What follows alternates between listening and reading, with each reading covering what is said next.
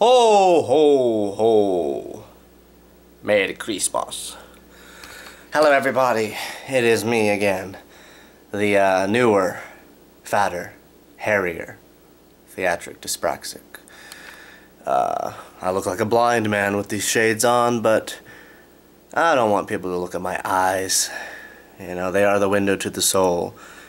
And I think this represents what my soul is like, because it's dark, black, and reflective. It's been a while since I've made a video, obviously. I say that every time because I am very bad at keeping up with this sort of thing regularly. Which is just as well, because there's really not a whole lot of interesting things for me to just say. And I tend to ramble on in these kinds of videos. This is a very impromptu video. It's not going to be edited, because who has time for that crap? But I thought that I would make another video around Christmas time, and it is currently December the 23rd, 2019, last Christmas of the decade. It's crazy. It's crazy. I remember when it was Christmas in 1999, and everyone was freaking out about Y2K. Actually, I don't remember that because I was only 5. All I cared about was presents. I want presents. Man, I get some more presents. You have any more presents for me? So there's a couple of things that I'm gonna mention. I'm gonna try not to let this video run on too long, but I do have a tendency to filibuster quite a bit. Anyhow, first off, I want to talk a little bit about Christmas and what Christmas means to me. That's right, Christmas, the most enchanted holiday of the year, the one that brings families together, unless, you know, you're Japanese or whatever. What do I have planned for Christmas? To be honest, not really that much. Not really that much. I wish that I had good things to say about it, but Christmas just doesn't mean as much to me nowadays as it did when I was a kid. And I hope that when if I have a family of my own someday, and I have kids, that they'll sort of bring the holiday cheer out of me again. Because I think Christmas is a wonderful time, but only if you can like see family and you can really enjoy it. And unfortunately, you can't always do that around Christmas. And of course, as you get older, you know, presents don't mean as much. I got a couple of presents right over there, actually. I'm too lazy to actually wrap them up, but they're for my nephew. I was helping a friend clean out his apartment, and he gave me a couple of model cars and a couple of puzzles. And my nephew's he really likes cars. You know, he's a typical little boy who enjoys, you know, cars. And his dad, my oldest brother, he enjoys puzzles. He's a big fan of puzzles. So, kind of killing two birds with one stone. Unfortunately, I just, unlike last year, I won't be able to get any presents for anyone else because, simply put, I just don't have the money. And the only thing that I'm hoping for Christmas is money, because money is something that I need. And I don't have a whole lot of it, and the little money that I do have gets drained out pretty quickly.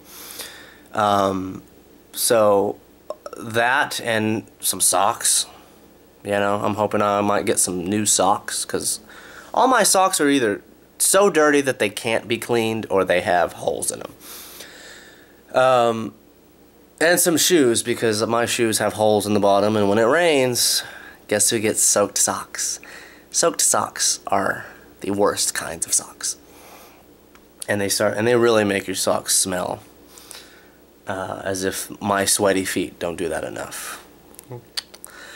I loved Christmas when I was a kid, because so much of the Christmas spirit for me what makes Christmas so special to me is tied to our sort of ritual for Christmas when I was growing up. Whenever we would go see our sort of ritual every year, we would go see our grandparents, Nana and Pawpaw, and we would take a trip up to Rosenberg, and we would we'd come to their house across the street from Sunset Park, with the big rocket ship structure that was always at the front. We'd always see it in the background, so we always knew that we were there, and we would get so excited. And then we would pull up into their driveway, go through the back door, and greet them. And they'd give us a warm hug, and it was always nice. And I would hang out with my grandparents. I would admire my grandmother's bell collection, laugh, joke around with my grandfather. And Nana was an artist, so she had her own art studio. This was what used to be the garage sort of became her art studio. So my siblings and I would, especially my sister, we would go out to the art studio and we would draw or paint. Of course, she was much better at it than I was, but it was nice. You know, it was a nice little Christmas. And then we would, you know, there were so many of us that some of us would have to end up sleeping on couches, but I always tended to get lucky, and I would sleep in a bed. And you know, it's very nostalgic. It's sweet to think about, but sadly, they're both gone now, and that house has been sold, so I can never go back there again, unless I want to, you know, intrude on some people. And I'll tell you, one of the saddest things that happened to me in my youth was when my grandfather died, and he died about 10 years ago, and I was like 15. It's hard to believe it's been that long, but I remember the Christmas after he passed away, we came, you know, and we didn't see the rocket ship. And whenever we pulled into the driveway, we realized that it had been taken down, which is probably for the best for safety reasons, but you know, that rocket ship meant so much to us. It was such a symbol of our childhood. In fact, my sister, still the very talented artist, she drew a tattoo that she then got tattooed to her leg of the rocket ship, and it holds such a significant meaning to us. And so that's a nice little sort of childhood story. But and of course, you know, there's still my parents. They're still around, but the problem, and I would love to go see them, but the problem is that it's not that easy these days, and it's harder for my family and I to get together anymore.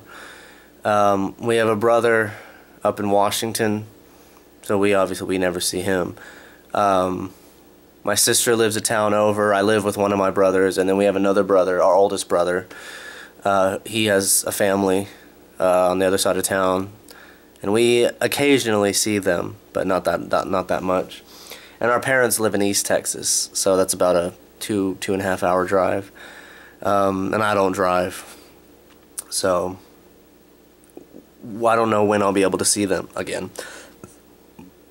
I can safely say it probably won't be, you know, during Christmas, sadly, but hopefully before too long I can. My friend wants to take me down to see them again, but you know, again, it's a matter of when we can. So I just got I got a new job. I had since gotten a job since my last video. I went back to one of my old workplaces. It was a sandwich shop that I used to work at. This is my third time working here, and I started working there around October again, and because I was putting in applications everywhere, and I just couldn't get hired to save my life. So I decided to go back to a job that I knew that I could get back. But the problem is, for someone like me, it's the worst kind of job to have. And by somebody like me, I mean somebody with dyspraxia. I don't really talk about it that much but anymore, even though I am called the Theatric Dyspraxic. But it is something that affects me every single day, and in a work environment, that's when it usually comes out the most. You know, in other situations, I'm able to kind of keep it at bay. Sometimes I don't even think about it, but I'm always reminded of the struggles that I have. And the way that this sandwich shop works is everything kind of goes through like a conveyor belt oven, and we have a bunch of things on the menu. We have all kinds of sandwiches. We have salads, soups, pizzas, flatbreads, and just all sorts of things. We have gluten-free bread, and we have to change our gloves to do the gluten-free. And it's just a lot, and it's a short-handed place. They have a huge turnover rate. It's not hard to see why. And so immediately when I came back, I realized how much I hated it, and I did not want to. I felt ashamed of having to go back there for the third time. And even though I've kind of gotten used to a lot of the things, I can't deal with it. And plus, one of my managers is like 17. He's like this cocky 17-year-old guy. And he's always condescending to me, you know. And he and I have, you know, we've gone at it. Because, you know, I'm 25, and yeah, there's a lot of things that I'm not good at. You know, maybe I'm not the smartest guy, or I'm not the most competent. I try my best, but you know, there's a lot of different things, and I've gotten in trouble recently for things that I've just flat out said I couldn't do because of my dyspraxia. Like for instance, I can't fold pizza boxes, and you know, certain like tasks that to most people, ordinary people, are very simple. But as any dyspraxic knows, what is easy for a neurotypical person is not going to always be easy for a dyspraxic. And sometimes things that are more complicated are going to be easier for a dyspraxic. Because the problem is, my fingers, like, this is literally like the fastest my fingers can go. And I could do certain things, I could type really fast, but, you know, I can't fold things, I can't tie things, my fingers just don't do it. Part of it is because I have stubby fingers, but it's also because of the dyspraxia. And, you know, anything easy I can conceptualize, but that doesn't mean that I can necessarily put it into practice the same way. So that's essentially what is going down at this place. And one day I just decided, you know, I may be screwing myself over, but I can't do this anymore. I can't go back to being this guy anymore at this place. I can't be at this place anymore. And we get huge rushes, and when the fact that we don't have that many people make it even, you know, more stressful. And the thing is, I don't even get that many hours, so each month I've still had to borrow from my parents. You know, I'm still struggling financially. Whatever money I have gets run out quickly, especially at the end of the month. And I'm praying that I have enough money. I won't have to borrow money. Hopefully, I mean, I'll probably get some money, just a little bit, perhaps for Christmas. God, I sure hope so, because I really need it. But I put in my 2 weeks, and oddly enough, a couple of days after I went around, I was trying to find other applicants, because it was like, I'm putting in my 2 weeks, so I'm going to have to find a job, or else I don't know what I'm going to do. But I went into this restaurant, and I was like, I'll stop by this place and pick up an application. And then, so they gave me an application, I decided to fill it out there, and they essentially gave me the job right on the spot. And I'm going to be a server, something that my brother and my sister both have done and currently do. That's what they do. And they seem to make good money. They seem to, you know, my brother seems to make more money than I do. Of course, he works all the time. He's at work right now. But I've been told that people think that I might be good at it, you know, because contrary to how I seem on these videos, I can be, you know, friendly. I can be very outgoing and, you know, hey guys, how's it going? What can I start you off with? What can I start you off to drink? No, I won't be doing that, but essentially that's, it doesn't seem like it's that hard. I mean, it might be, a lot of work, but, I can deal with like a fast-paced environment as long as it's something that I can do. A place like this is really fast-paced, but it's also like a lot of complicated things, a lot of complicated movements, which for most people isn't really that hard, but for someone like me, it is difficult. This kind of place is the worst kind of job for a dyspraxic, but maybe being a server, a lot of dyspraxics tend to be fairly sociable, given the right circumstances. They kind of build up a little bit of a charisma, excuse me. That Taco Bell's coming up. That's right, folks, I don't eat right. Yeah, so I'm going to be starting work next year, at the beginning of the year. So it's an exciting new opportunity for me, and hopefully I get tipped well. I heard that they tip well over there, and I'm hoping that I meet some good people. I'm hoping that it's, I'm feeling optimistic about it, and I hope that I find that I have a knack for it, maybe that people are right, that I would be good at it. So, here's hoping. But, because of that, I put in my 2 weeks, and, of course I work, before, and, tomorrow's Christmas Eve, and I work, a little bit. And then I work the day after Christmas, because the sandwich shop is closed on Christmas Day. Thank God. But then I work the day after Christmas, and I go into the restaurant to fill out my paperwork. And so I don't know exactly when I'll be able to go down and visit my parents, but I would love to. They have a lot of videotapes. I have a channel which has a lot of our home movies on it, but a lot of them are unlisted because my parents did not want too many of their exploits on, publicly for the whole world to see. Although it is pretty entertaining. I mean, I've been watching some of it, and our family we're an entertaining bunch. So yeah, I'm going to be starting the new job. I'm still working on my book. I know people don't really ask about it or, wonder about it, but, that's still very much going on, and I'm feeling very good about it. It's still got a lot of work to do, but I'm definitely making progress. I haven't given up on it. I'm not going to give up on it.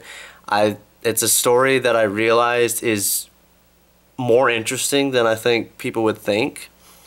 I have a lot of funny stories. I have a lot of interesting stories. It's dramatic, but there's a lot of humor in it, and it's a very much of a coming-of-age story. And for sure, I think people who have dyspraxia would be able to relate to a lot of the things that I talk about in it. And so I'm really excited about it. I'm also thinking about starting a blog.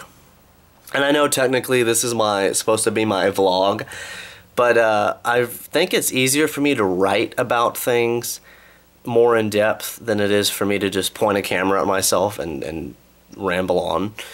I feel like I'm more of a writer than like an improv kind of guy. I mean, I know, this isn't really improv, but I am just kind of talking, and I feel like I'm a little bit dull in the way that I talk when I'm just like going on about whatever. So I think with me being able to, and plus my thoughts get really jumbled, so I kind of just like really ramble. So it'd be easier for me to just like write about stuff and just keep up to date. I don't know if it's gonna be like daily. It probably won't be like it probably won't be real consistent. Like every other day I'll make a blog post, but I mean, I might make like one day, and then one the next, and then like a couple of days later make another one. I haven't decided where I'm gonna do it because I don't really know much about blogs. I need to make a website called the Theatric Dyspraxic. I doubt that domain has been taken, but yeah, I'm gonna start doing that, and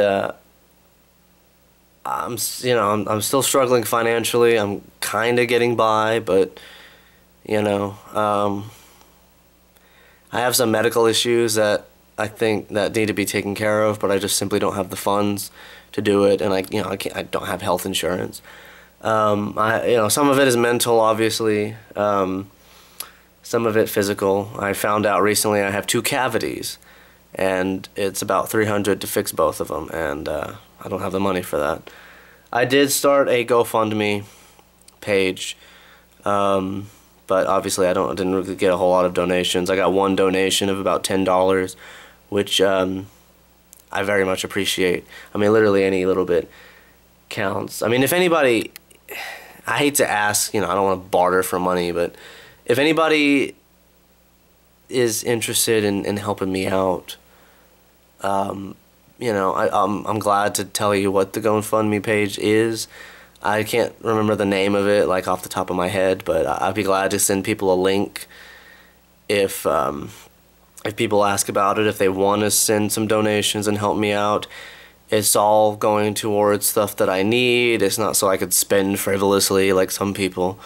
I'm trying to get by in the world and life, and feel free to share these videos. I know they're not that interesting, but I'm planning on posting a few more. I have a couple of ideas for certain acting things that I'm gonna do. In fact, I was gonna film another one. I was gonna film one of them soon, but I'm gonna let it speak for itself, and just gonna do some things that I think are fun, things that I think are interesting. And if you have any ideas, feel free to let me know. And if you know any monologues, if you know any speeches you want me to recite, or even poetry, anything really, just I'd be glad. I mean, I'll take requests. I'll even sing for you. Anyway, I think that's about it. I think I'm gonna put a stop to this video now. It's probably run on way too long. I have no idea how long this has been running. I won't find out until I put it together and put it upline. So, anyway, thank you all. There's my water in the background. You see I'm drinking water again. No kidney stones for this guy. I want to wish all of y'all a happy Christmas, a Merry Hanukkah, and a bodacious Kwanzaa hut. So, thank you all, 2 people watching this video, and I hope everyone has a wonderful Christmas. I need to lose some weight. Anyway, Merry Christmas. I hope that you all get to see your family, and I want to wish you all a Happy New Year, and I hope that the next day brings a lot of happiness and fun, and I hope that we all, have a better time going forward. So, tip my hat to ya. Merry Christmas, and have a wonderful New Year.